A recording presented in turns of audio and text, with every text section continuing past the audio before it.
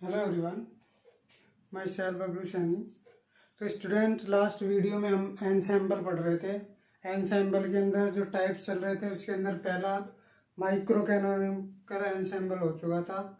आज हमारा second ensemble है जो था कैनोनिकल एनसेम्बल। कैनोनिकल एनसेम्बल क्या होगा? माइक्रो कैनोनिकल एनसेम्बल के अंदर मैक्रो स्टेट थी, वो थी NVE, मतलब number of particle, volume and energy. उसके अंदर मैक्रो स्टेट को डिनोट कर रही थी, वो सारे सिस्टम की सेम थी। यहाँ पे जो मैक्रो स्टेट होने वाली है वो क्या होगी? पहले के अंदर था NVE, ये मैक्रो स्टेट, इसी के बेस पे अपन ने उसकी डेफिनेशन दी थी। यहाँ पे आपके पास क्या होगा? NVT, इसके अंदर टेम्परेचर आ जाएगा। तो इसकी डेफिनेशन आपके पास क्या हो जाएगी? collection of large number of identical and essentially independent system having same number of particle, volume and temperature। तो यहाँ से अपन डेफिनेशन इसकी ले सकते हैं। तो डेफिनेशन अपने पास क्या होगी? फटाफट लिख लेना, क्योंकि ये अपने पास समझाया हुआ है पूरा। इसकी डेफिनेशन ही आपको लिखनी है। Canonical collection of large number of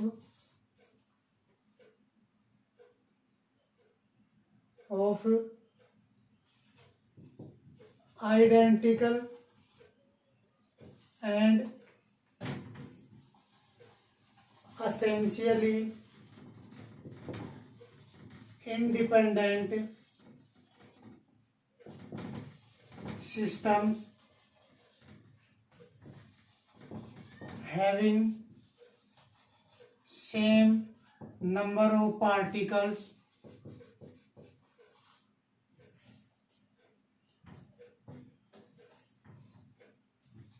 volume and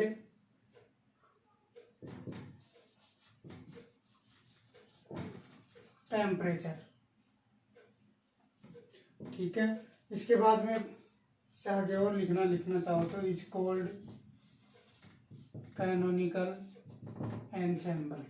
next आपके पास मैक्रो स्टेट, इसकी क्या होगी? NVT। तो अपन यहां से लिख सकते हैं इन, या फिर ऐसे लिख दो, macro state of canonical ensemble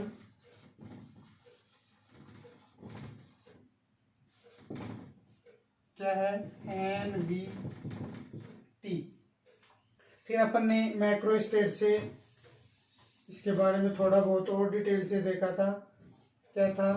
from macro state NVT। तो पहला आपके पास क्या है? मैक्रो स्टेट के अंदर नंबर ऑफ पार्टिकल क्या थे? कांस्टेंट थे। इसका मतलब क्या था? अपन ने जो डायग्राम बनाया था उस डायग्राम के अंदर बहुत सारे पार्टिकल, वो कलेक्शन ऑफ सिस्टम था। ये आपके पास बहुत सारे सिस्टम है जिनका कलेक्शन हो रखा है। ये पूरा एनसेम्बल कहलाता है।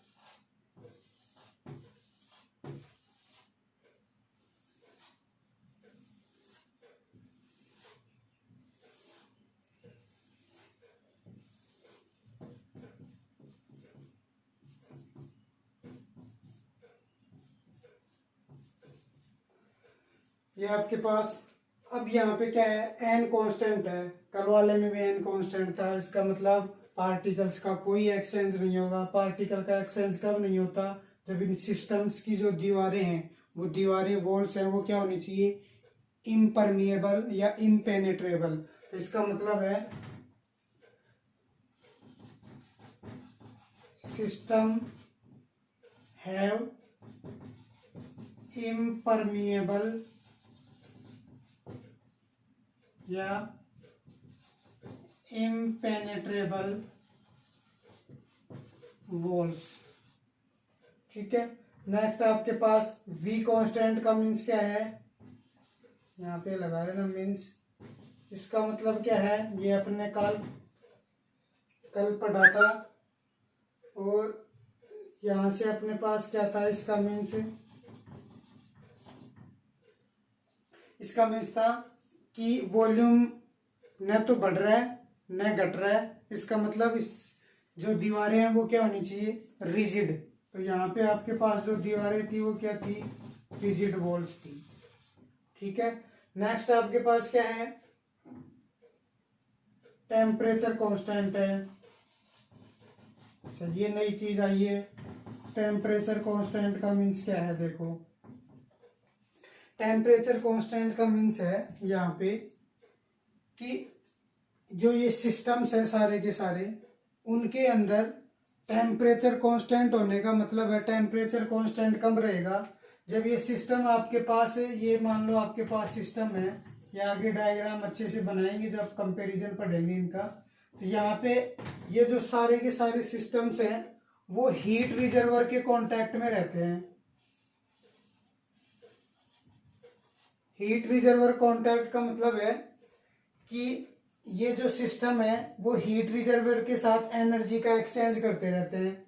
इसका मतलब यदि फर्स्ट में हीट रिजर्वर का जो टेम्परेचर ज़्यादा था तो टेम्परेचर इस सिस्टम की ओर जाएगा, मतलब हीट किसकी तरफ जाएगी, इस सिस्टम की ओर जाएगी। जब हीट रिजर्वर से इधर जा रही है तो यहाँ पे एक कंडीशन ऐसी आएगी कि दोनों का टेम्परेचर क्या हो जाएगा, इक्वल हो जाएगा। जब तक दोनों का टेम्परेचर इक्वल नहीं होगा तब तक ये हीट का एक्सचेंज होता रहेगा। तो इसका मतलब टेम्परेचर कांस्टेंट रखने का मतलब है कि ये सारे सिस्टम इस एनसेम्बल के अंदर एक हीट रिजर्वर के साथ कांटेक्ट में रहते हैं और उससे एनर्जी का एक्सचेंज करते रहते हैं। एनर्जी का एक्सचेंज तब तक होता रहेगा जब तक दोनों इक्विलिब्रियम कंडीशन में नहीं आ जाए, दोनों का टेम्परेचर सेम न हो जाए। तो इसका मतलब यहाँ पे अपन बोल सकते हैं एनर्जी क्या हो रही है, एक्सचेंज हो रही है टेम्परेचर कांस्टेंट होने पर।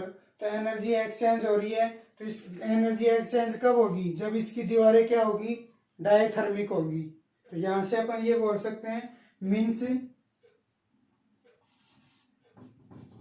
Diathermic walls. अच्छा, इसको डायथर्मिक वॉल्स को ये भी बोल सकते हैं एनर्जी एक्सचेंज हो रही है, मतलब ये जो दीवारें हैं वो क्या है, कंडक्टिंग वॉल्स हैं। तो यहाँ पे अपन ये भी बोल सकते हैं जो दीवार, या फिर ऐसे लिख दो डायथर्मिक वॉल्स हैं। तो एक ये साथ में अपन ये और बोल सकते हैं। अब यहाँ पे नंबर ऑफ पार्टिकल कांस्टेंट है, एनर्जी हीट रिजर्वर के साथ एक्सचेंज होती है। आपने छोटी क्लास में पढ़ा होगा, जब न तो नंबर ऑफ पार्टिकल और न ही एनर्जी चेंज होती है तो उसको अपन बोलते हैं आइसोलेटेड, विलगित निकाय। जब नंबर ऑफ पार्टिकल सेम रहे लेकिन एनर्जी एक्सचेंज होती रहे उसको अपन बोलते हैं बंद निकाय, क्लोज सिस्टम। और यदि नंबर ऑफ पार्टिकल और एनर्जी दोनों ही एक्सचेंज होते रहे तो उसको अपन बोलते हैं ओपन सिस्टम। तो इसका मतलब पहले वाले के अंदर कुछ भी एक्सचेंज नहीं हो रहा था, उसको अपन आइसोलेटेड सिस्टम बोल रहे थे। इसको अपन क्या बोलेंगे, इसको अपन बोलेंगे क्लोज सिस्टम, क्योंकि इसके अंदर केवल एनर्जी एक्सचेंज हो रही है। जो एक्सटर्नल एनवायरनमेंट है उससे एनर्जी एक्सचेंज होगी, नंबर ऑफ पार्टिकल चेंज नहीं होंगे। तो यहां से अपन लैंग्वेज के रूप में लिख देते हैं। तो लैंग्वेज क्या बन जाएगी, in canonical ensemble each system is separated by impermeable, rigid and diathermic walls and such kind of systems are called closed system। ठीक है, तो यहां से अपन ये लिख सकते हैं कि डेफिनेशन के रूप में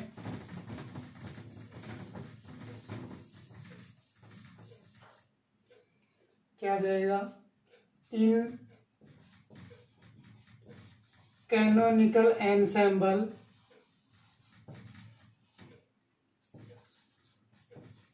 each system is separated by impermeable,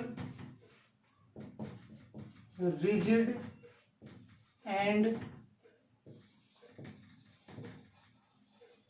diathermic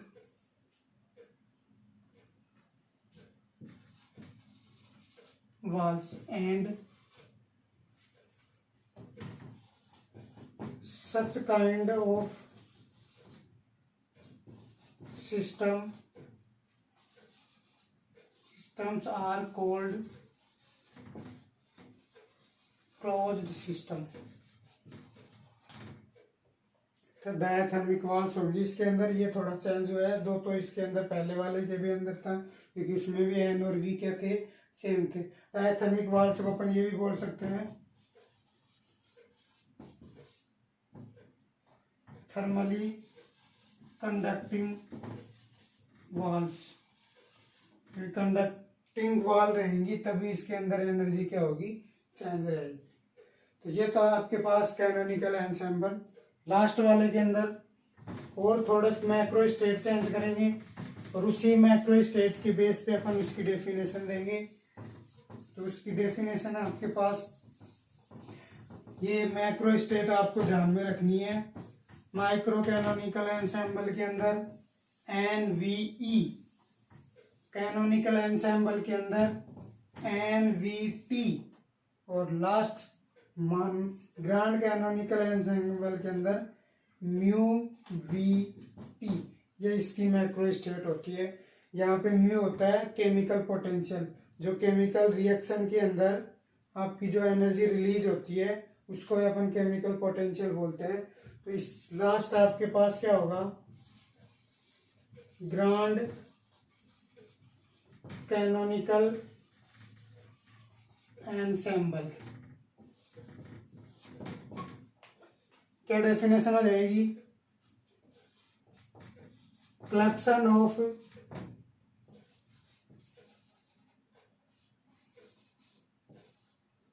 large number of identical and essentially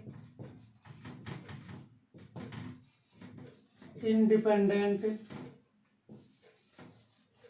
system having same chemical potential, volume and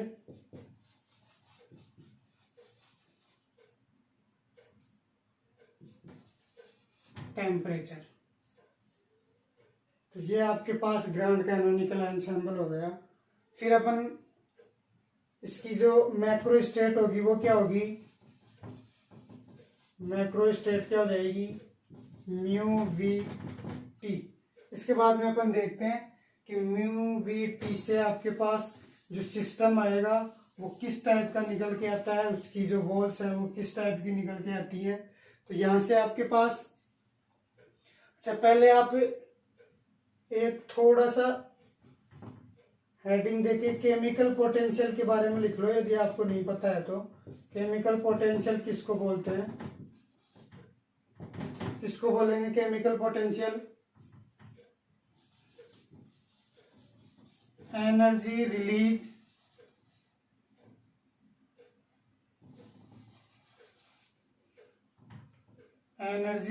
in chemical reactions. Release की स्पेलिंग सही है तो देख लेना, सही है, इन केमिकल रिएक्शन। तो जो केमिकल रिएक्शन के अंदर एनर्जी रिलीज होती है उसको अपन क्या बोलते हैं, केमिकल पोटेंशियल। अच्छा एक और इसी के अंदर, व्हेन एवर, जब भी आपके पास सिस्टम के अंदर नंबर ऑफ पार्टिकल चेंज होते हैं, तो जब नंबर ऑफ पार्टिकल चेंज होंगे तो आपके जो केमिकल पोटेंशियल है वो क्या रहता है, कांस्टेंट रहता है। ये आपको ध्यान में रखना है। Whenever number of particle in system are changing,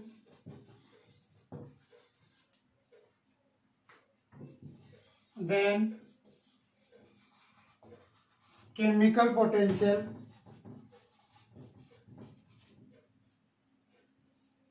remain constant.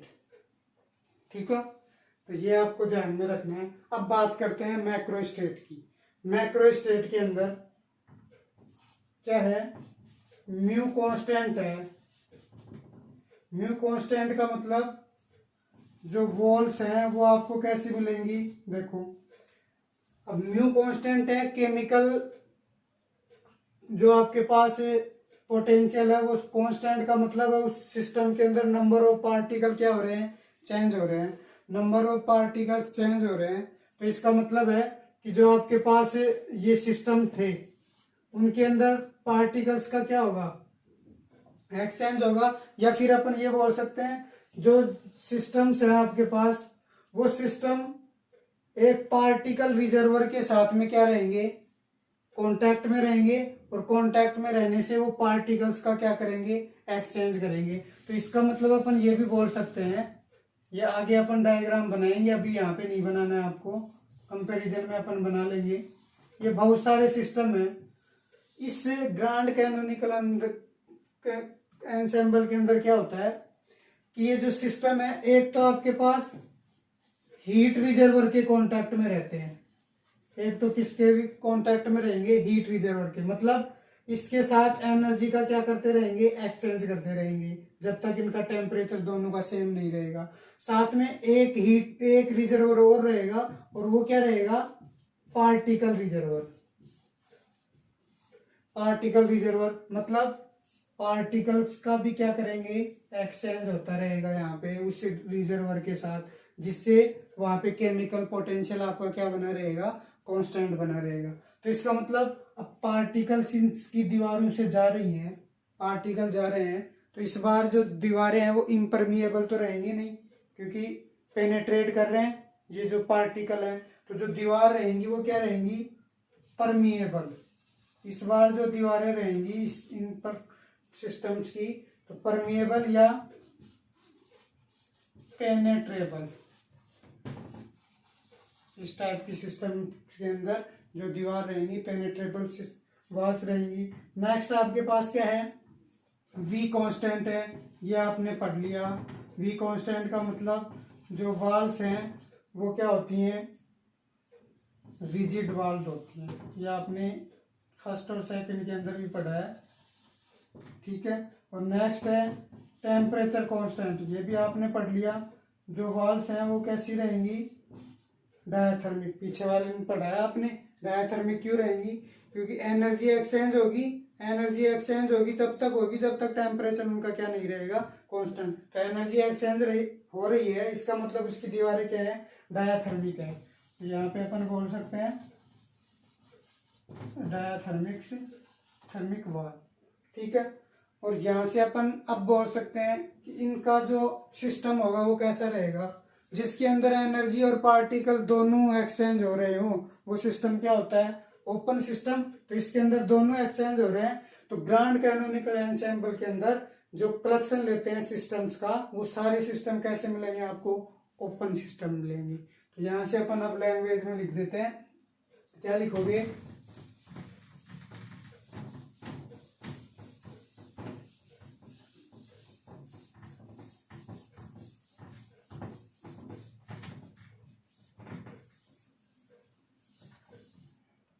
देखो इन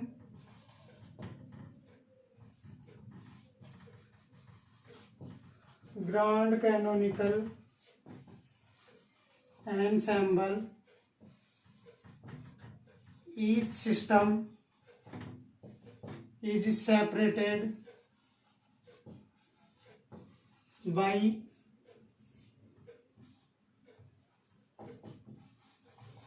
permeable, rigid and diathermic walls, ठीक। and such kind of system are called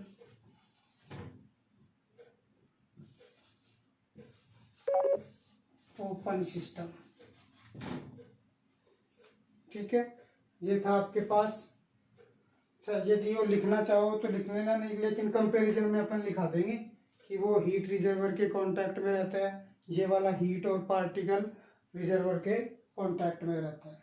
ठीक है, यहाँ से अपन यदि अब अपन देखते हैं इनका कंपैरिजन, तो कंपैरिजन के अंदर अपन को क्या देखना है कि तीनों एनसेम्बल की टेबल बनाएंगे, उसके अंदर उसकी डेफिनेशन देखेंगे, एक डेफिनेशन से कंपेयर अलग अलग डेफिनेशन देंगे, तो उसकी डेफिनेशन मैक्रो स्टेट के बेस पे दे देंगे।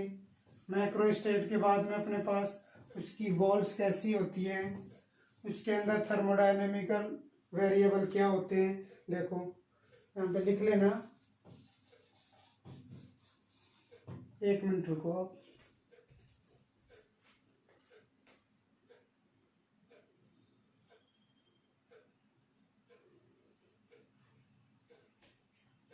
क्या है,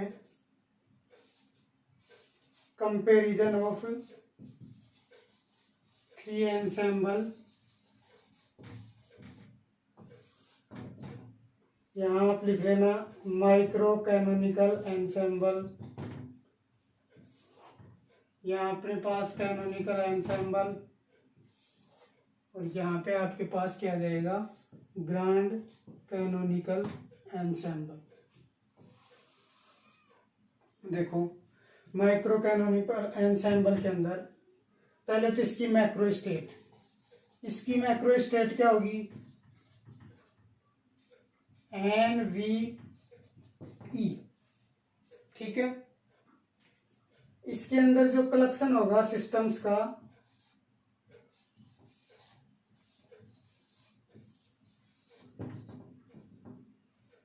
ये रहेंगी, और ये किसके इक्वल रहेंगी, नंबर ऑफ माइक्रो स्टेट। जो ये कलेक्शन है, ये सिस्टम्स का कलेक्शन है, वो कितने रहेंगे, जितनी इस मैक्रो स्टेट की जो माइक्रो स्टेट है उतनी मेंटल कॉपीज रहेंगी। ठीक है, इसके अंदर मैक्रो स्टेट क्या होगी, अब रटने की जरूरत नहीं है, उन्हीं जो डेफिनेशन अपन ने दी थी उन्हीं के बेस पे अपन बोल रहे हैं। क्या है, NVT। ठीक है, तो इसके अंदर जो कलेक्शन रहेगा सिस्टम्स का, उसके अंदर क्या डिफरेंस आएगा, वो क्या रहेंगे,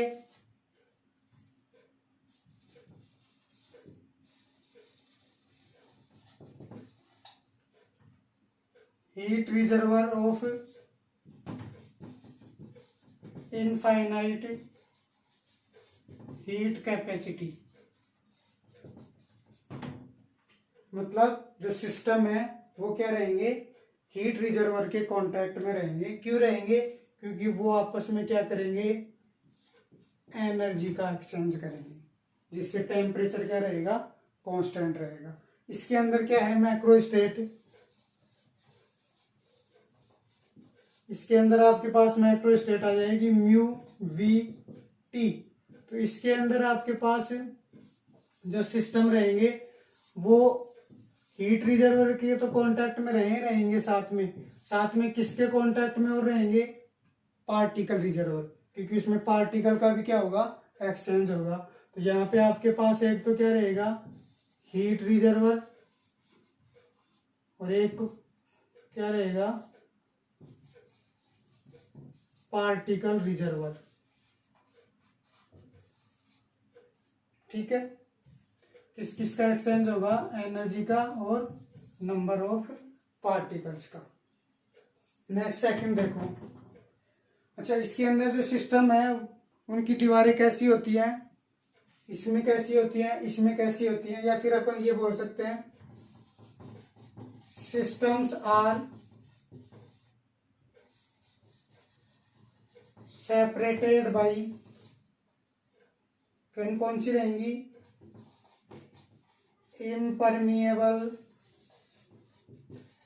रिजिड एंड एडियाबैटिकली।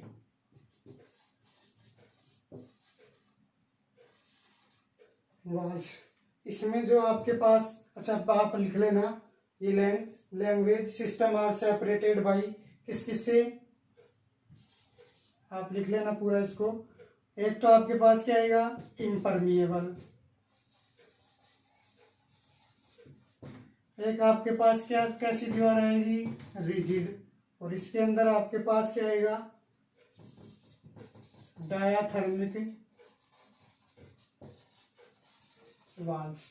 इसके अंदर क्या आएगा, परमिएबल, रिजिड और डायाथर्मिक वाल्स, इनसे सेपरेट रहेंगे। थर्ड आप क्या लिख सकते हो, इसके अंदर जो सिस्टम रहेगा वो कैसे, कौन से रहेंगे, आइसोलेटेड, इसके अंदर क्लोज, और इसके अंदर कैसे सिस्टम रहेंगे, ओपन सिस्टम। तो यहां से बोल सकते हैं अपन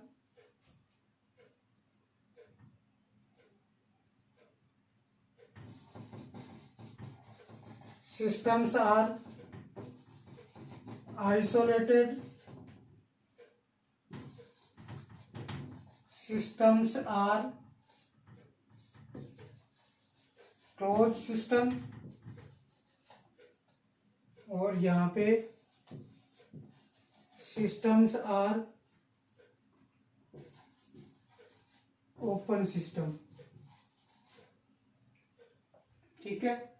और नेक्स्ट 4 क्या रहेगा, चाहिए आपको ध्यान में रखना है, एक जो अपन एनसेम्बल के बारे में कुछ आगे और कुछ पढ़ेंगे कि कैसे इसको रियलाइज किया जाता है एनसेम्बल के बारे में, तो वो पढ़ेंगे फेज स्पेस के थ्रू। फेज स्पेस इसी एनसेम्बल को समझाता है, कैसे समझाता है, और नेक्स्ट टॉपिक अपना आएगा। तो उसके अंदर जो फेज स्पेस के अंदर जो पॉइंट लेते हैं उनको फेज पॉइंट बोलते हैं। एक पार्टिकल को जिस पॉइंट से रिप्रेजेंट करते हैं उसको फेज पॉइंट बोलते हैं। तो एक पर यूनिट वॉल्यूम के अंदर जितने फेज पॉइंट होते हैं उनको अपन डेंसिटी ऑफ फेज पॉइंट बोलते हैं। तो इससे एनसेम्बल के अंदर तो डेंसिटी ऑफ फेज पॉइंट क्या होगा, डेंसिटी को रो से डिनोट कर देते हैं, और उसके अंदर जो कोऑर्डिनेट होते हैं, मोमेंटम और पोजीशन कोऑर्डिनेट रहते हैं, वो क्या होता है, कांस्टेंट होता है। इसके अंदर हमेशा डेंसिटी ऑफ फेज पॉइंट क्या रहेगा आपके पास, कांस्टेंट रहेगा। अच्छा, यहाँ से जैसे अपन, ये आपके पास P है, ये Q है, इसके अंदर बहुत सारे सिस्टम है फेज स्पेस के अंदर। तो पर यूनिट वॉल्यूम जितने आपके पास फेज पॉइंट रहेंगे उनको अपन रो बोलते हैं, और ये रो आपके पास क्या रहेगा, कांस्टेंट रहेगा। फिर नेक्स्ट इसके अंदर डेंसिटी ऑफ फेज पॉइंट क्या रहेगा, इसके अंदर Q ऑफ P ये प्रोपोर्शनल रहेगा exponential minus beta H of QP के। ये आपको डायरेक्ट ध्यान में रखना है। ये H क्या है, जो सिस्टम अपन ले रहे हैं उसका हैमिल्टोनियन है, और ये बीटा की वैल्यू आपके पास क्या होती है, 1/KT। इसके अंदर डेंसिटी ऑफ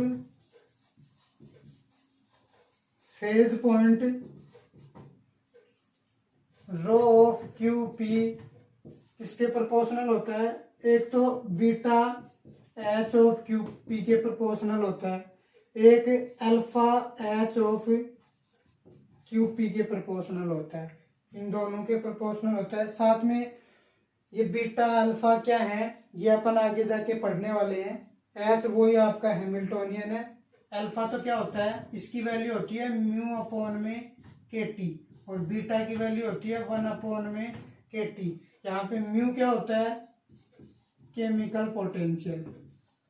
अभी आपको बताया था केमिकल पोटेंशियल क्या होता है, जो केमिकल रिएक्शन से एनर्जी रिलीज होती है उसको अपन केमिकल पोटेंशियल बोलते हैं। यह आपके पास नंबर ऑफ डेंसिटी होगी, इसके अंदर कितनी होती है, इसके अंदर कितनी होती है। ये कंपैरिजन के अंदर एग्जाम में पूछा जाता है, 3-4 कंपैरिजन पूछे जा सकते हैं। एक लास्ट अपन एक और देख लेते हैं।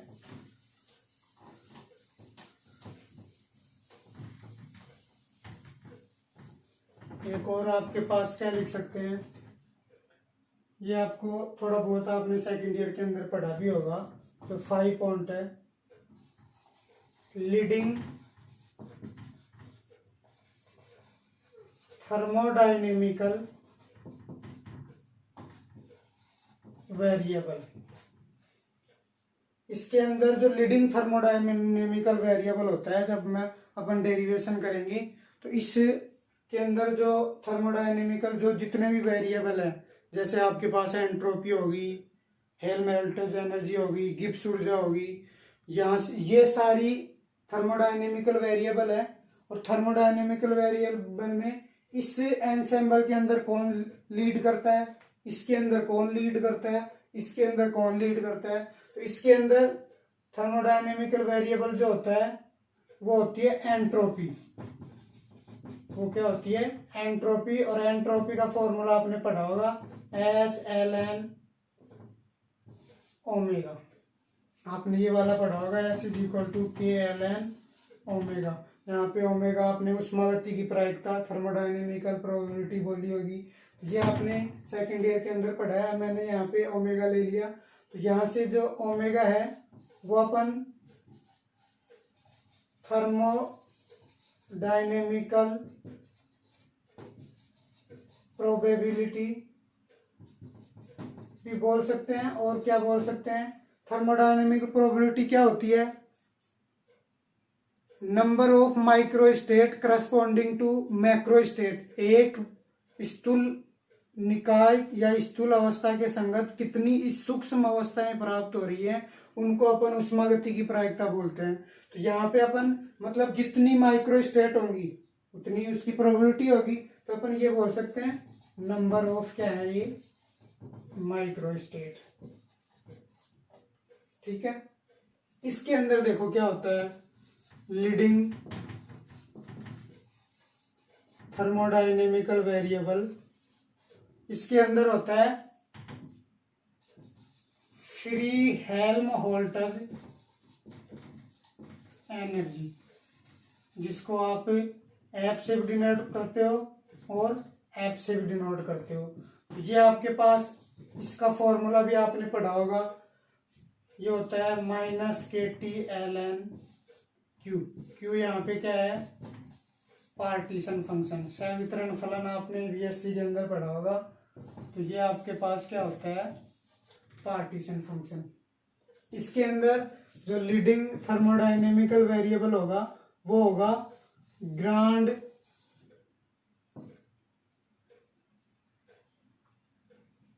पोटेंशियल। ग्राउंड पोटेंशियल को जी से डिनोट कर देता हूँ, इसकी वैल्यू होती है U - TS - μN। ठीक है। ये सारे अपन आगे काम में लेंगे कैसे। ये ऐसी ये अपन प्रूफ करने वाले नहीं है, क्योंकि ये बीएससी का पार्ट है। एंट्रोपी का रिलेशन ये होता है, ये रिलेशन तो अपन आगे प्रूफ भी करेंगे, ये भी प्रूफ करेंगे। लेकिन बीएससी के अंदर भी आप पढ़ चुके हो एंट्रोपी और प्रोबेबिलिटी में क्या रिलेशन होता है, हेल्महोल्ट्ज और पार्टीशन फंक्शन में क्या रिलेशन होता है, ये सारे बीएससी के अंदर भी पढ़ चुके हो आप लोग। तो इसलिए मैं यहाँ पे डायरेक्ट कंपैरिजन कर रहे हैं तो डायरेक्ट मैं यहाँ पे लिख रहा हूँ, वैसे अपन आगे जाके करेंगे भी इनको। तो ये इसकी वैल्यू ये भी होती है -KTln Z। Z यहाँ पे क्या है? Grand partition function. तो ये 5 पॉइंट थे इनके कंपैरिजन में, आपको अच्छे से ध्यान में रखना है, क्योंकि एग्जाम में इनका कंपैरिजन पूछा जाता है। नेक्स्ट अपन टॉपिक पढ़ेंगे फेज स्पेस, जो कि बहुत इंपॉर्टेंट है, बहुत काम की चीज है, बहुत जगह काम आती है। यदि आपको फेज स्पेस नहीं आता तो स्टैटिकल के अंदर ऐसे समझना आपने कुछ नहीं पढ़ा, क्योंकि फेज स्पेस एक तो इम्पोर्टेंट तो यही है कि जो एनसेम्बल आपने पढ़ा है उस एनसेम्बल की जो मैथमेटिकल टूल्स है, जो एक टेक्निक जिसके थ्रू अपन एनसेम्बल को समझ सकते हैं, वो टेक्निक क्या होती है? फेज स्पेस ही होती है। तो अपन नेक्स्ट वीडियो में देखेंगे।